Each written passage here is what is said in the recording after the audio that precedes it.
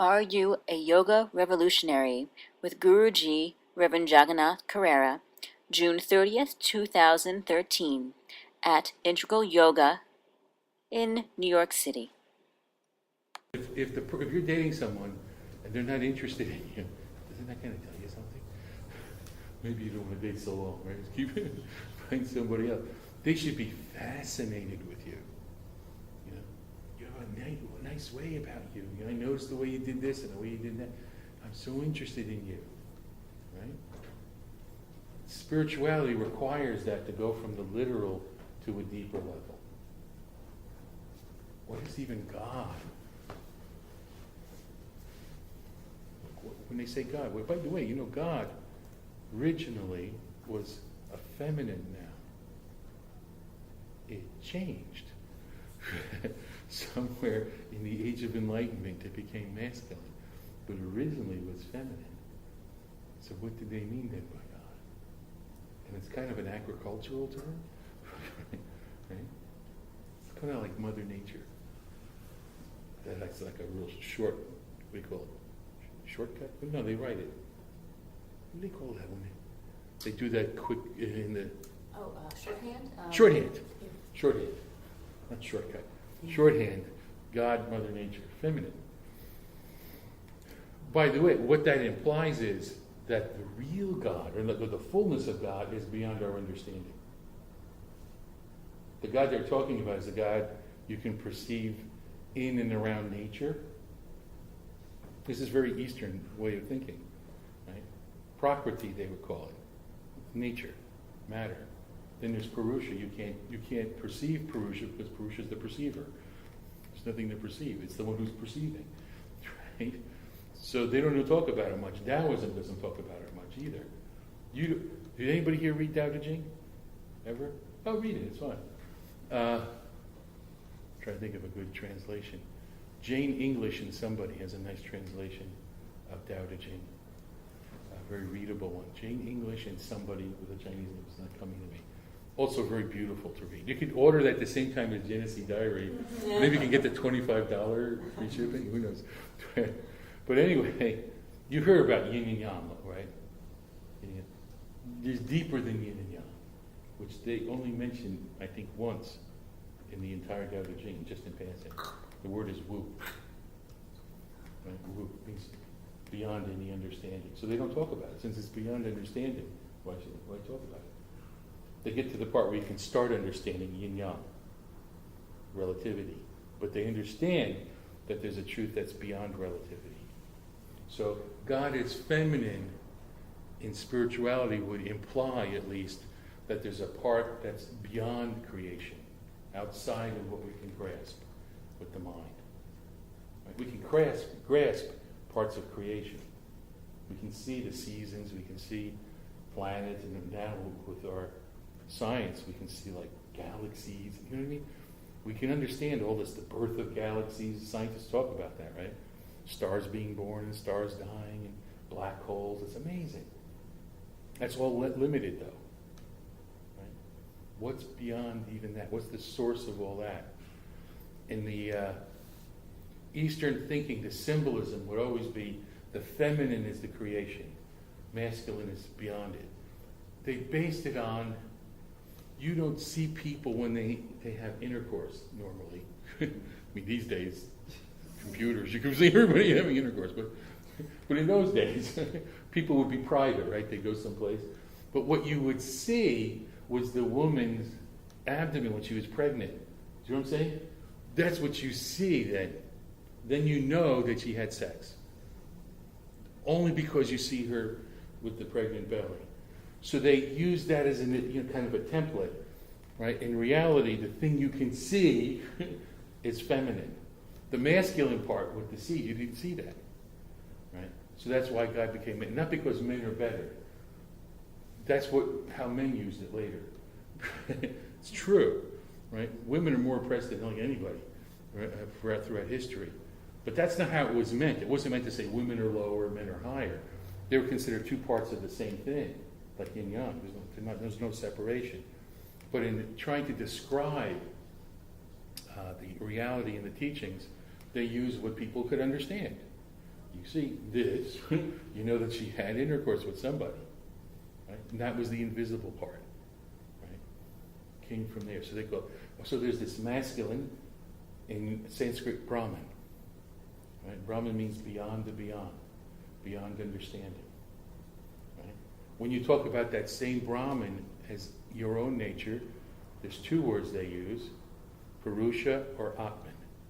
Essentially the same thing for our purposes. Same thing. There's the Brahman, beyond, the part you can't grasp because it's ungraspable. It's beyond the mind's grasp. If it's infinite, your mind can't grasp it. Right? You could reflect it, you can experience it, but you can't grasp it. Just like if I took out a little mirror, think of that as like my mind. It can't grasp the sun, which for all intents and purposes is infinite compared to my little hand mirror. But I could take it outside on a sunny day and I could see the entire sun on that. Is that correct? Right?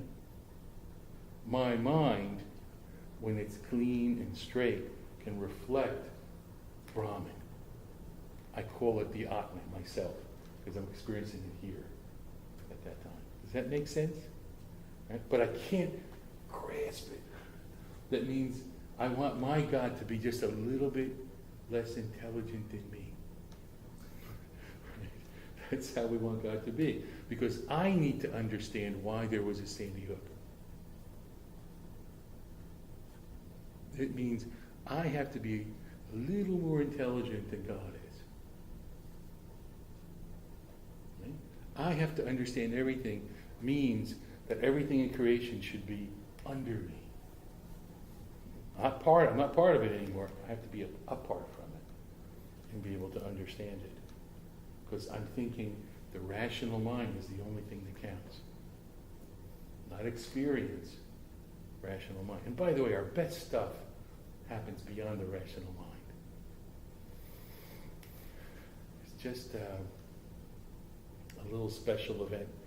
It was a Friday with my wife, and there's this relatively new Italian pastry shop nearby, which is outrageously good. And here's the thing, outrageously inexpensive. Like $1.50 for a pastry. I don't know how they do it. Anyway, so I bought these little squares, actually rectangles. I bought a little assortment, like 6 of them for her. And I asked the young woman behind the thing, because it was like a dozen different kinds of items. I said, "What's your favorite?" She said, "This one, cantaloupe." I said, "Really?" I said, "Because it has like cream and a little sponge cake thing, and then this little topping, shiny topping that was the cantaloupe." I said, "Really?" I said, "Okay." Put it in there, and I picked a few. And I asked another woman, "What is it? Your favorite?" She liked this other nocciola one, hazelnut. So I got it, and I brought it home. And after dinner, I took a bite. I was like, "Oh my God!" She was, "This is so good." Cantaloupe. It was just like she was amazed by it. Well, that moment had nothing to do with her rational mind. Do you know what I'm saying? It wasn't like, I have to think about this. Yeah. She tasted it and was like, "Wow, the best stuff in life is like that." Like thinking is always one step removed from the thing. Do you know what I'm saying?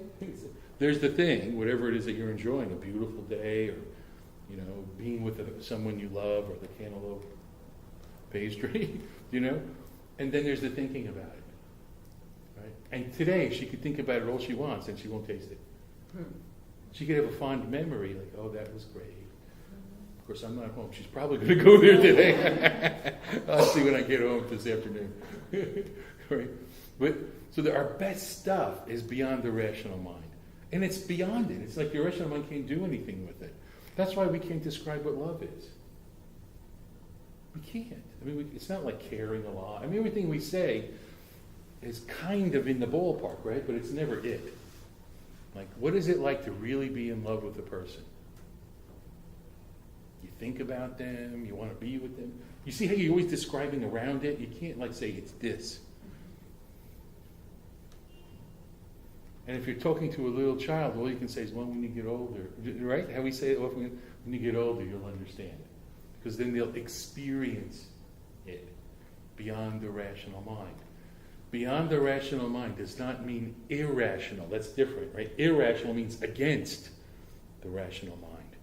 Spirituality should never be against rationality. Right? Spirituality completes rationality.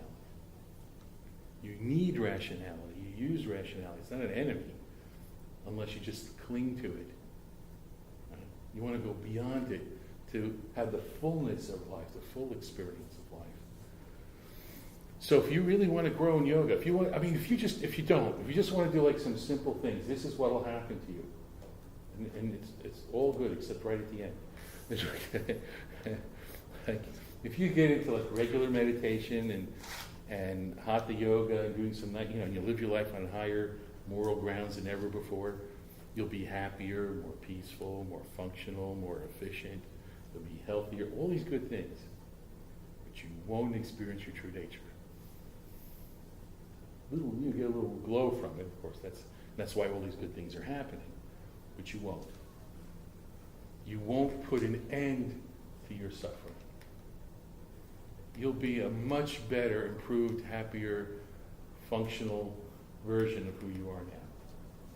And so it's really great. And if everybody did that, it would be a wonderful planet. But that's not what yoga points to. It doesn't end there. That's like a nice, almost side effect, right? The ultimate goal of yoga, one of the great, it's my favorite definition of yoga, is from the Bhagavad Gita, which says, know this by the name of yoga, the severance from union with pain. The severance from union with pain. Which, by the way, is a little play on words. The word translated as union is yoga. Right? The severance from yoga with pain. Yoga is the severance of yoga from with pain. That's how it reads kind of in the Sanskrit, right? It's a little pun-like, as well as it's a wise thing. But the severance from union with pain. The idea is what we're looking for ultimately, and everyone is, whatever they do, they're all looking ultimately, as Guru Dev always said, is to be happy. All the philosophies boil down to that. All the goals boil down to that. Everything you do, consciously or not, is to be happy. You think it's going to make me happier to do this. And if you know you have two crummy choices, like you have a disease and you have a surgery. Both you don't like. So you pick the surgery to hopefully get rid of the disease, right? It's not like, wow, I love to have surgery. Some people do, right? But there's disorders, psychological disorder. People love surgery. But anyway, aside from them, you have two choices. Neither one is like appealing. You'll pick the one that you feel is least painful. Like, right? Between the two, I'll do this one. I have a toothache, I hate it. Dentist, I hate it. What's your choice? The one you think, it's personal, you think will give you less pain. I had an aunt that was so afraid of the dentist, and this is true. Every one of her teeth, by the end of her life, fell out. Never went. Never. She'd be suffering with pain. She would not go to a dentist. This is also true. Same Aunt Mary, forgive me. but she was so afraid of doctors in general. She was told when she just got married, I don't know the exact detail of why, but she was told she couldn't get pregnant. Okay, so she accepted. So she did get pregnant, but she didn't believe it. And so this is true. Her abdomen was getting bigger and bigger. She thought it was a tumor that was going to explode. She actually thought it was a tumor until my father, who was her younger brother, finally, physically took her to the doctor and said, Mary, you're going to have a baby. She was only maybe hours away from giving birth. She said, no, this is it. Well, you can tell me the truth, doctor. It's a tumor going to explode, right? No, it's your son Joseph about to come. Anyway, my cousin Joe, that's how he came. So for her, she's extreme, right? But it just shows you, she was picking what, for her, she felt would bring the least pain. For her. Right? So this is personal. So this is like the first part of being like a revolutionary. It's like, what are you going to choose? This is all about you so far. Right? You choose all day, every day, little things that I think this is better for me to do. This is ultimately going to make me happier. Whether you use that exact thought or not, that's behind. Right? Everything else is a secondary motive. The ultimate motive is always to be happy. So the secondary motive might be, to have a cantaloupe pastry, right? But the primary motive is to be happy. Like, she doesn't want to have the pastry. She wants happiness. But if she believes the pastry will make her happy, she'll take the pastry as a mean to happiness. Is that making sense? What spiritual life is, what mysticism is, what yoga is saying, is there a way to circumvent all those middle things and go straight for the happiness? If I can find a way to get my happiness without any intermediaries, then I can never be disappointed. I'm severed from union with pain.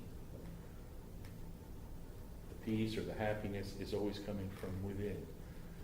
When I circumvent all those middle things, I don't have to leave those things behind necessarily. I have to change my relationship to them. This is where you start to become more subversive with yourself. Because you have to look at things like my family, my children, and say, they are also intermediaries. Now it starts to get dicey. Right? My children can't make me happy.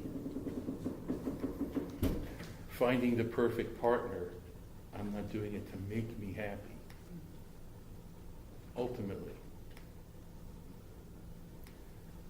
There's some striking things that happen in the New Testament. And I like them because sometimes hearing it in the context of a story, the way the Gospels are, really like brings it home in a way that just making a statement philosophically doesn't. There's several times in the New Testament, and I think they're all over, but you can find all the ones I'm going to mention in Luke, I think, pretty sure. I'm not an expert, but I think Luke. I know they're in Luke. I don't know if all of them were in there. There's at least 2 or 3 times when someone comes to Jesus, essentially, and I'm like summarizing and kind of generalizing them a little bit, but they come to Jesus and say, wow, you're great. All the things you're teaching are really neat, and I want to follow you. You kind of, if you've seen the movies, there are always those moments, right? Hey, you're wonderful, and he says, follow me. And early, the apostles, they all just like stop what they're doing and just follow him, right? But then there's others that don't do that. These are the ones we want to know about because they're really us, right? If Jesus walked in here now and said, follow me, none of us would go. You know what I'm saying? If Buddha came and said, no, I'm not doing that. You know what I mean? Yeah, I'll come to classes every Monday night and I'll take some, you know what I mean? But what you want, I'm not going to do it. And this is what happened with Jesus and these other people. And this is essential. If you want to have the severance from union with pain experience, you have to face this. So one person comes to him at one point and says, yeah, you're great. I want to follow you. And he says, great. Just follow me. Come on, we're going. And he says, wait a minute. Can I go back home, finish up my affairs first, and then come back? He says, no, you're not fit. Anyone who looks back from the plow, he says. Right? Anyone who looks back, not fit to follow, not fit for the kingdom of heaven. That's harsh. Now, are you starting to see why you have to be revolutionary subversive? He's saying something. I know, because I hear this Sunday preachers a lot of times, they flip around every so often, and they always talk about God is love and Jesus. They're cherry picking. He says himself, I haven't come to bring peace, but a sword. I'm going to set father against son, mother against daughter. Your own family will be your worst enemies. That's what he says about family life. Or when he's teaching, and one of his disciples says, oh, Jesus, your mother and brothers are here to see you. They're outside. He said, who are my mother and brothers? The ones that follow the will of God. He doesn't run out and greet them.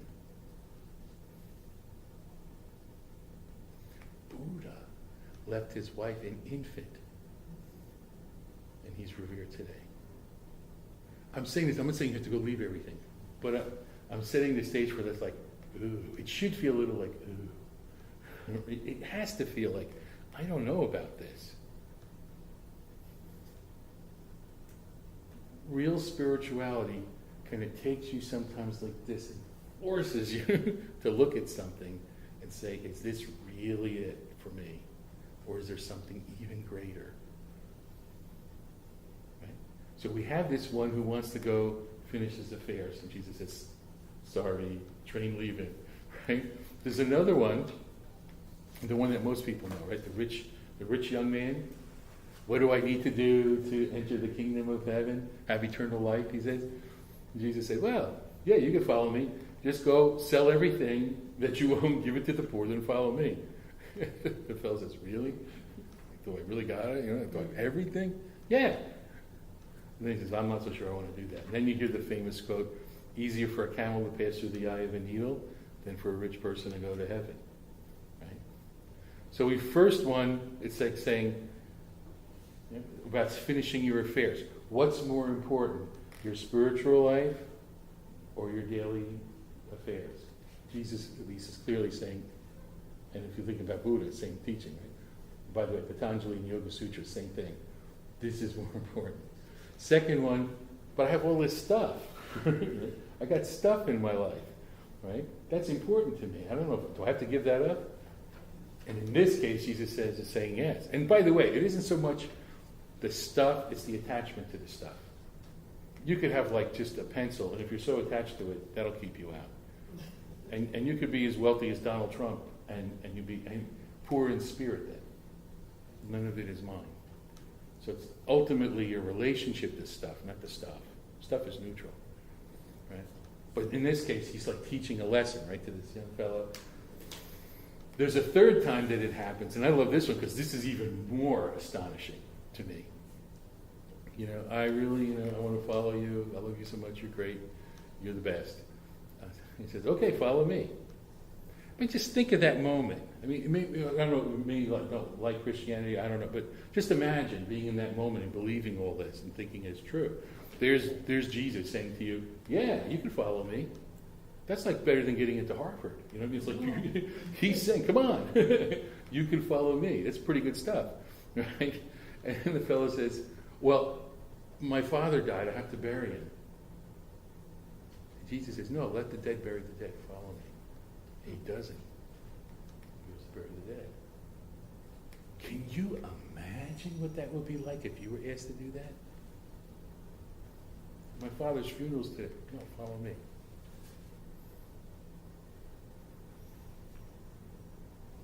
This is the teaching. Right? Now, we're not saying you have to do, it's not the doing of the things that's the point. It's like, what do you value in life is what the question is here. What's your value? Yoga calls it Ishwara Pranidhanam. It's exactly the same teaching.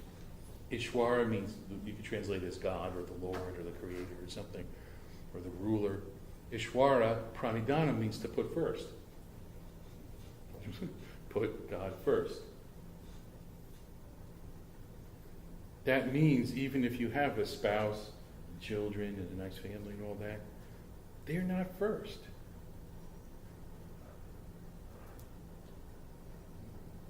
That Brahman, that spiritual essence, your source, get right with your source first. Then everything else is added. Kind of paralleling Jesus' quote again, right? Seek the kingdom of heaven, then everything. By the way, he didn't say find the kingdom, then everything is added. You seek it. Just seeking it is enough. But first, that means you always see it first. Patanjali says, put Ishwara first. It's a way to achieve self-realization. That means that in your decisions in life, you should be so strong and so clear that you'll let nothing stop you from that relationship with your source. That's what it really means. If you're dating someone or something in your family life is like getting in the way, you have to fix it. Your first responsibility, think of it this way, your first responsibility is to inhale. then you can act. That's like being connected to the source. You have to be connected. If you want to be spiritually whole, you have to connect to that source first. Clearly, committedly, lovingly, embracingly, if that's a word. Do you know what I'm saying? That has to be first in your life. Is this decision taking me closer or further? Is this person in my life blocking in some way? Doesn't mean you just start leaving people and running from jobs. It might be sometimes. Sometimes that happens. It's drastic, but it's necessary, then do it. More it's about your attitude than actually changing a lot of things. I hope everybody understands that, even though I'm talking in a very dramatic way about things. It mostly is your relationship to something. And not letting anything that you do keep you from the source first. Right? In devotional language, they would say, your relationship with God comes first. The one who created me, I have to get right with that, in alignment with that. Pranidhanam, alignment. I have to get in alignment with that first. Then, with that alignment, I can have more fruitful, productive relationships and things. Then I can give my family something even better, my friends something better, my work something better. Is that making sense? I'm really asking because this is a hard thing to talk about. It's hard to put in words, and I don't know if I'm confusing you, or confounding you, or infuriating you, delighting you. I want to put one good thing in here anyway. But I think that's one of the keys. To be like a yoga revolutionary is first to realize where you want to go. If your goal is self-realization, that kind of spiritual fulfillment, then you have to have this relationship in order as your priority. That self-examination, how do you get in the way? How do other people get in the way? How do my relationships? All these things. If they get in the way, you have to change something. There's nothing more important than that. That's what we yearn for, ultimately. In a way, you could look at the experience of self-realization or enlightenment as the ultimate coming home. It's finally saying, yes, this is exactly why I was born. Now everything just falls into place. It tumbles into place after that. This is why I've been doing all these things, some beautiful and some weird, in my life. I was really looking for this. All the things I've been working so hard for, they were a little offline. This is what I really wanted. Now I could really enjoy all those other things. They're there to enjoy. Life is to be enjoyed. This isn't about running from life. This is about embracing it. A real spiritual teacher would always say the problem is that you're not embracing life enough. Going back to Jesus, it reminds me, one of my favorite quotes of his is saying why he came. He says, I've come so you could have life and have it in abundance. He's not talking about a sparse, ugly little life, sitting in a corner with no furniture and just eating a couple of sprouts a day. You know what I mean? He's saying no, you're supposed to have it abundantly. Because that's what I came for. But it feels sometimes like we're giving stuff up, and the existence, going back to what I said before, the existence of these teachings, right, is always a threat to status quo. Always. It should shake your life up at times. Sometimes it could be a little difficult.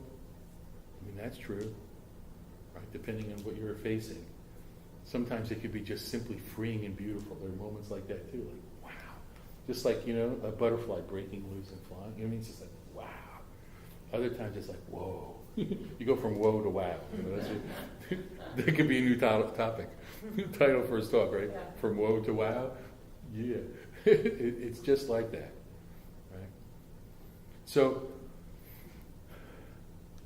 what we're calling on, the teachers throughout history are calling on, is look to your highest self, your highest aspiration. Don't accept anything less. don't accept, you don't have to accept anything less. Right? There's two quotes, and they're related, that I like very much. One appears in a wonderful scripture called the Katha Upanishad. He actually, the hero of that actually fits this topic today beautifully, but we'll talk about that maybe later. But the quote is, "Arise, awake." That's the first part. I'm just going to pause there. That part alone I love. So just listen carefully. It's just two words. Arise, awake. That's the order. Isn't it backwards? Do you like get up before you wake up in the morning? Don't you wake up and then get up? Right? You're in bed. I wake up, then I get up. This is backwards. Arise, awake. On purpose. Right? It means you have to get busy before you awaken. You have to start making changes. That leads to spiritual awakening. Right? So in a little bit, you're kind of in a dim light. I see some light, but it's not all there yet. I'm getting busy just like I've been taught by all this ancient wisdom. Right? So in the Katha Upanishad it says, "Arise, awake." Essentially, find a great one, great teacher. Study with that teacher. Right? Then Swami Vivekananda, several thousand years later, he changed it a little bit. He added something different, replaced it. It's very simple. He says, "Arise, awake. Stop not until the goal is reached." Arise, awake. Stop not until the goal is reached. Which is a beautiful, simple quote, right? Get busy, awaken, and don't go to sleep again until you reach the goal of being fully awakened. Just beautiful quotes. So this is what we're looking at individually, and certainly yoga has a lot to offer in helping guide us through this process of transformation, self-transformation, again, within. But then there's this other obstacle, and it's where we kind of run into problems too, is like the outside obstacles. And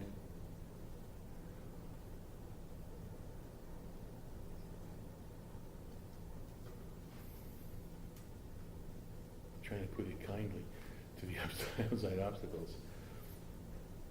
We have in the world always lots of problems. Right? We try to live together, and then there's lots of problems, right? That other people try to steal from others. Some people try to kill each other. Oppress this and do that. There's a lot of problems. So the people, even who are trying to do good things, create institutions to try to control the things that are a problem. Let's just look at the military, for example, right? I mean, wouldn't it be neat if there was no need for a military? Just imagine. It's kind of like John Lennon's song, right? Imagine. Just imagine. No one even thought of it. It would be. There's a tribe somewhere in some South Sea island, by the way. 57 people.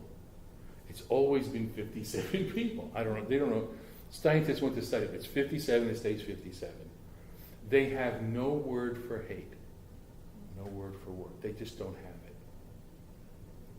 And when we tried to explain, they couldn't understand. It's like, why would you not love someone? They just couldn't. It wasn't even. Can you imagine? No, we can't imagine, right? You can't, right? Because it's already there. It's like saying, don't think of a pink elephant. We got it in our head. But anyway, so we have a military, very necessary. I mean, we're never going to say it's not necessary in these days. Maybe there'll be a golden age. But right now, it's not golden age. We need to have that protection of a military. So part of the problem then becomes, here we are people saying, we want to have a good world, we need a military. Then we take the military and then we put it up on an altar and we put garlands on it and we worship it and we don't look at it anymore critically. We can't see it critically because we're worshiping it. It becomes an institutionalized evil. Evil because we can't see it. Evil is always when you can't see the truth. That's what evil is. Buddha and Jesus and the other teachers, they don't talk about evil so much directly. They talk about ignorance and blindness. That's what they were fighting against. So something is evil when you can't see it as it is. Is that making sense? Right? Military does a lot of beautiful things. Does a lot of awful things. I mean, you know that. I mean, we have, like, remember Abu Ghraib and the urinating on the Quran and the sexual abuse things. That's not to paint the whole military as negative, but it's very difficult for us, in our country especially 4th of July week coming, right? To be just like neutral about it and say, well, this is good and this isn't. And to say, isn't it a shame every time there's a war? We should always be saying, this is a failure of human nature, that we had to do this. Like World War II was so important, had to be done. But the fact that we couldn't resolve problems without violence is a failure of our higher nature to try. Does that make sense to you? Or is it like make you feel like one woman almost killed me the other day for that? She had a son who died in the war. I get it. I mean, so it's fine. It's a very difficult thing. You can't just say, for example, how wonderful our men and women are in the military, and then they come home and we don't take care of them. Those words are empty. They don't want that. By the way, if you talk to the vets, they're not interested in us telling them constantly, thank you for the wonderful service you're doing. Like, they come home busted up and we don't give them treatment for years. So what do we really think about them? Actions speak louder. That evil, right? Don't think of like horns. That evil, that blindness, also prevents us spiritually from growing. That also means, on a less dramatic level, yoga has to be also seen critically neutrally. We should be comfortable being criticized, even if it's unfair, and criticizing yoga, how it is in this country.